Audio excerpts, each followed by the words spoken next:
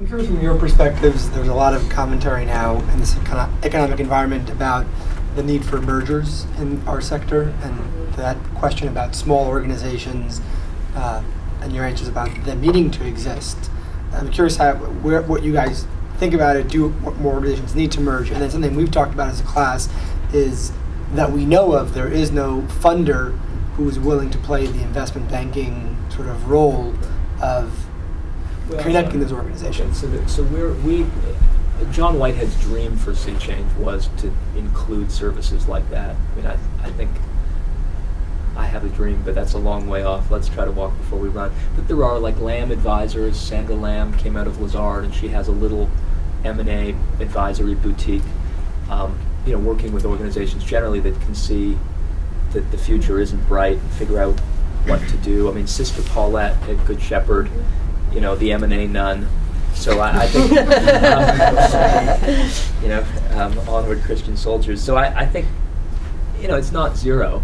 But again, my experience, I've been involved in a lot of for-profit M&A. That's hard. It's much harder here because there's not money to sprinkle around. I mean, I'm not sure that people would be interested in money if it was there to sprinkle around, but there isn't any anyway. And you've got issues with the boards and stuff. So I would love someone like Gates to say, look, in this period of maybe some funding stress, here's our program to help nonprofits that in their heart of hearts know that they're better off merging or closing down. Here's a fund to help you do it. We'll find you all jobs, or we'll give you whatever it is.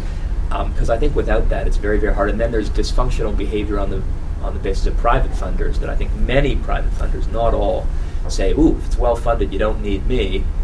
And if you're poorly funded, you do need me. So that, there's this sort of buffeting, all things being equal. If you're well funded, you get less funding. If you're on the brink, you get, this is George Overholser's thing. So I don't know how we do it, but I wouldn't say it's zero. And a lot of it's coming. I mean, Sandra's never been busier than she is now. There's definitely a lot more discussion. I used to only see in hospitals and groups that were more like businesses, nonprofits that were more like businesses. I know of at least 5 nonprofits that are actively talking about their hostile takeovers, where it's like the board doesn't know that.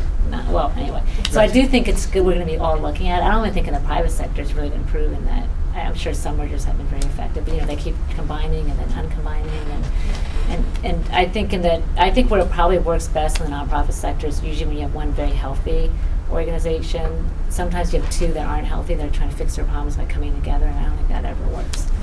So one of the organizations in our pilot fund, part of their strategy is an M&A strategy. It's a very small piece of it, and already the first one kind of got bumped out. They didn't find a good opportunity, so we'll see if it actually plays out. But they've done it before several times in the past, and it's part of how they got as big as they are, but they're more health-based, so it kind of fits in that genre.